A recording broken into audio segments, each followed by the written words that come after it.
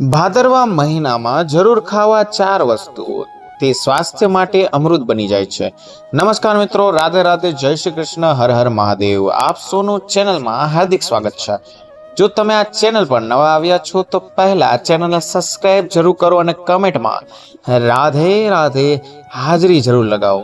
હિન્દુ પાંચાંગોનો છઠ્ઠો મહિનો ભાદ્રપદ અર્થાત ભાદરવો શરૂ થઈ રહ્યો છે।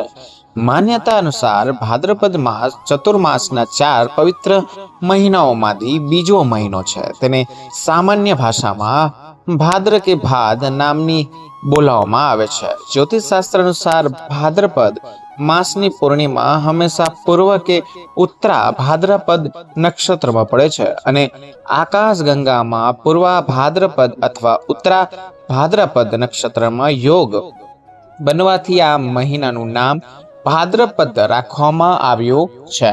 ભાદ્રપદ મહિનામાં સનાતન ધર્મના અનેક તહેવારો આવે છે, જેમાં જન્માષ્ટમી અને ગણેશ ઉત્સવ મુખ્ય છે।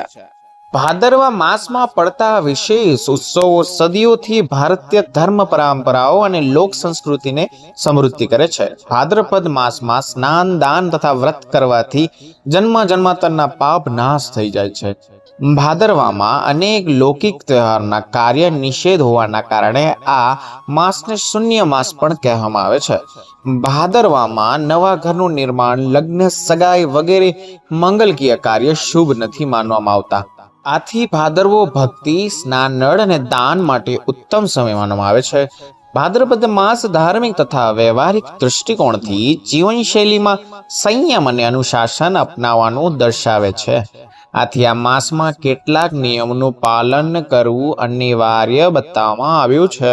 શાસ્ત્રો અનુસાર ભાદ્રપદ માસમાં કેટલાક કાર્ય નિષિદ્ધ છે તથા કેટલાક ખાદ્ય પદાર્થો પર પ્રતિબંધ બતાવવામાં આવ્યો છે। આ પ્રતિબંધો અને નિર્દેશોની પાછળ વૈજ્ઞાનિક અને સાંસ્કૃતિક ઉદ્દેશ્યો પણ છે। સાથે જ ભાદરવા મહિનામાં કેટલીક વસ્તુનું સેવન જરૂર કરવું જોઈએ, જે સ્વાસ્થ્ય માટે અમૃત સમાન હોય છે। મિત્રો, મોસમ અનુકૂળ જો તમે ભોજન કરો છો કે ખાવા પીવાની વસ્તુઓને ખાઓ છો તો ઘણીવાર તમે વડીલોના મુખેથી શબ્દો જરૂર સાંભળ્યા હશે: ચૈત્રે ગોળ, વૈશાખે તેલ, જેઠે પાંદડે, અષાઢે બેલ, શ્રાવણે શાક, ભાદરવે મહી, આસોમે કારેલા, કાર્તિકે દહીં, માંગસરે જીરું અને પોષે ધાણા, મહા મહિને મિશ્રી અને ફાગણે ચણા। જે કોઈ આટલું કરે તેના ઘરે વેદ પગ ના ધરે। અર્થાત આ દોહા દ્વારા બતાવવામાં આવ્યું છે કે જે વ્યક્તિ આ વસ્તુઓનું પાલન કરશે, એટલે કે તે ખાશે, તે વ્યક્તિ ક્યારેય બીમાર નહીં પડે અને તેને ડોક્ટર પાસે જવું નહીં પડે। મિત્રો, વિડીયો ખૂબ જ માહિતીપ્રદ થવાનો છે। વિડીયોને સ્પીચ કર્યા વગર અંત સુધી જરૂર જુઓ। ચાલો જાણીએ ભાદરવા મહિનામાં શું ના ખાવું જોઈએ। 1. ગોળ ના ખાઓ, નહીં તો અવાજ બગડી જાય છે। 2. તલનું તેલ ના ખાઓ, નહીં તો ઉંમર ઘટે છે। 3. દહીં ના ખાઓ, નહીં તો સ્વાસ્થ્ય બગડે છે। 4. બીજાનું આપેલું ભાત ના ખાઓ, નહીં તો લક્ષ્મી ઘટે છે। 5. નાળિયેરનું તેલ ના ખાઓ, નહીં તો સંતાન સુખમાં કમી આવે છે। મિત્રો, જો કે તમે અમારા ચેનલ પર નવા આવ્યા છો તો હજુ સુધી ચેનલને સબસ્ક્રાઇબ નથી કર્યું તો ચેનલને જરૂર સબસ્ક્રાઇબ કરો, વિડીયોને લાઈક અને શેર કરો। ચાલો જાણીએ ભાદરવા મહિનામાં શું ખાવું જોઈએ। 1. ભાદરવા મહિનામાં માખણ જરૂર ખાઓ, માખણ ખાવાથી ઉંમર વધે છે। 2. ભાદરવા મહિનામાં ગાયનું ઘી ખાઓ, ગાયનું ઘી ખાવાથી શક્તિ અને પૌષ્ટિક મળે છે। 3. ભાદરવામાં ગાયનું દૂધ પીવો, વંશની વૃદ્ધિ થાય છે। 4. ભાદરવામાં એક વખત ભોજન કરવું, પુણ્યની પ્રાપ્તિ થાય છે। 5. પાણીમાં ગૌમૂત્ર નાખીને સ્નાન કરવું, આનાથી પાપોનો નાશ થાય છે। 6. ભાદ્રપદ માસ ભગવાન શ્રી કૃષ્ણના જન્મનો મહિનો છે। માન્યતા છે કે આ મહિનામાં પંચગવ્ય શ્રી કૃષ્ણએ અર્પણ કરી સેવન કર્યું હતું। આનાથી ઘણા શારીરિક અને માનસિક કષ્ટો દૂર થાય છે। 7. ભાદ્રપદમાં કૃષ્ણ ભગવાનને તુલસી દળ અર્પણ કરવું અને પોતે પણ તુલસીનો દળનું જળ સેવન કરવું। 8. ભાદરવા મહિનામાં શારીરિક અને બૌદ્ધિક શક્તિઓ માટે શાકાહારી ભોજન જ કરવું। મિત્રો, આ સ્વાસ્થ્ય માટે અત્યંત ઉત્તમ માનવામાં આવે છે। 9 નંબર, આ મહિનામાં શારીરિક અને બૌદ્ધિક શુદ્ધિ માટે શાકાહારી ભોજન જ કરવું જોઈએ. 10. ભાદરવા માસ ભગવાન શ્રી કૃષ્ણના જન્મનો મહિનો છે. માન્યતા છે કે આ મહિનામાં પંચદ્રવ્ય શ્રી કૃષ્ણને અર્પણ કરીને સેવન કરવાથી બધા શારીરિક અને માનસિક કષ્ટોથી દૂર થાય છે. 11. ભાદરવામાં કૃષ્ણ ભગવાને તુલસીના પાન અર્પણ કરો અને પોતે પણ તુલસીના પાનને પાણીમાં સેવન કરો. મિત્રો, હવે જાણીએ કે ભાદરવા માસમાં ભૂલથી પણ કઈ 5 વસ્તુનું સેવન ન કરવું જોઈએ. આ વર્ષનો સાવન મહિનો પૂરો થઈ ગયો છે. હવે ભાદરવો મહિનો શરૂઆત થઈ ગઈ છે. શાસ્ત્રોમાં ભાદરવાને કલ્યાણકારી કહેવામાં આવે છે, જ્યારે ભાદ્રપદને ભદ્ર પરિણામ આપનાર કહેવામાં આવ્યો છે. આ મહિનો વિશેષ રૂપે વ્રત, ઉપવાસ, નિયમ, નિષ્ઠાનું પાલન કરાવે છે. માન્યતા મુજબ ભાદરવા માસ ચાતુર્માસના 4 પવિત્ર મહિનાઓમાંથી બીજો મહિનો છે, જેને ભાદ્ર કે ભાદરવા નામથી પણ ઓળખાવવામાં આવે છે. ભાદરવા મહિનામાં હિન્દુ ધર્મમાં અનેક તહેવારો આવે છે, જેમાં જન્માષ્ટમી, ગણેશ ઉત્સવ સૌથી મહત્વપૂર્ણ છે. મિત્રો, ભારતમાં આપણી ખાવાની આદતો ઘણો મોસમી ઉત્પાદનનો પાર આધારિત છે. તેથી શરીરને ફિટ રાખવા માટે મોસમ સાથે સમયાંતરે તમે ફેરફાર કરવો જોઈએ. આયુર્વેદ અનુસાર આ નિયમોને શરીરમાં વાત, જે પિત્ત કે કફની રચના પર આધારિત વર્ણવવામાં આવ્યો છે. મોસમ બદલાય ત્યારે ખાવા પીવાની વસ્તુનું ધ્યાન રાખવું જોઈએ. તેનું ધાર્મિક મહત્વ ઉપરાંત આરોગ્ય પણ અસર કરે છે. તેથી આ મહિનામાં કઈ વસ્તુ ખાવી જોઈએ અને કઈ વસ્તુ ના ખાવી જોઈએ તે વિસ્તારથી જાણીશું. મિત્રો, નંબર 1, પાંદડાવાળી શાકભાજી ના ખાવી જોઈએ. આયુર્વેદની પરંપરાગત ચિકિત્સા પ્રણાલી અનુસાર ભાદરવા મહિનામાં આપણે પાંદડાવાળી શાકભાજીથી પણ પરહેજ કરવો જોઈએ. ભાદરવામાં વાત વધી જાય છે અને એ જ મહિનામાં પિત્ત જમા થવા લાગે છે. આનાથી આરોગ્યને લગતી સમસ્યાઓ આવે છે.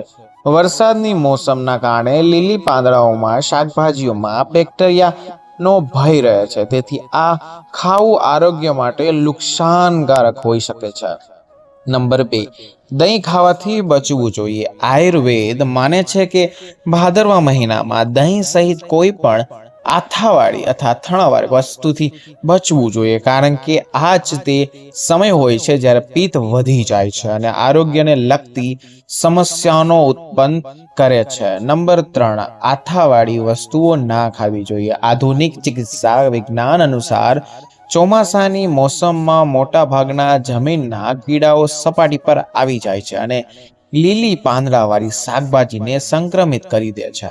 ઘણી વાર તેમની હાજરી માનવ શરીર માટે ઝેરી સાબિત થઈ શકે છે. આ ઉપરાંત ભાદરવામાં ઢોસા, ઇડલી, ઢોકળા વગેરે જેવી આથાવાળી વસ્તુઓ ના ખાવી જોઈએ, કારણ કે તેમના જલ્દી શરીર બગડવાનો ભય રહે છે. મિત્રો, જો તમે ચેનલ પર નવા આવ્યા છો તો હજુ સુધી ચેનલને સબસ્ક્રાઇબ નથી કર્યું તો ચેનલને સબસ્ક્રાઇબ કરો, વિડીયોને લાઈક કરો અને શેર જરૂર કરજો. નીચે રાધે રાધે જરૂર લખજો. નંબર 4, સફેદ વસ્તુઓથી દૂર રહો.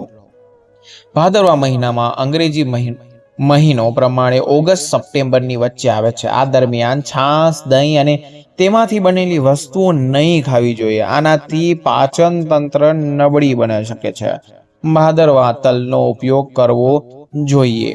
નંબર 5, આ મહિનામાં રીંગણ પણ ના ખાવું જોઈએ, કારણ કે તેમાં કીડા થઈ જાય છે અને પેટમાં ગેસ પણ બનાવે છે. નંબર 6, ભાદરવા માસમાં ગોળનું સેવન નહીં કરવું જોઈએ. માન્યતા છે કે ભાદરવા માસમાં ગોળના સેવનથી પેટ સંબંધિત બીમારીઓ થવાનો પણ ખતરો રહે છે તથા બોલવામાં તકલીફ થઈ શકે છે. નંબર 7, ભાદરવા મહિનામાં મધ લેવું ટાળવું જોઈએ.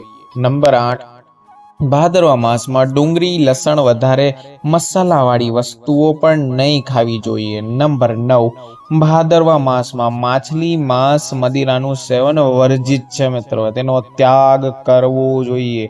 નંબર 10, ભાદરવા માસમાં નાળિયેરનું તેલ નહીં ખાવું જોઈએ. કહેવાય છે કે આનાથી સંતાન સુખમાં કમી આવે છે. નંબર 11, આ મહિનામાં તલનું તેલ નહીં ખાવું જોઈએ. આ બીમારીનું કારણ બની શકે છે. તો મિત્રો, આ તે માહિતી હતી જે તમારે હંમેશા ધ્યાનમાં રાખવાની છે. આ ખૂબ જ મહત્વપૂર્ણ માહિતી છે.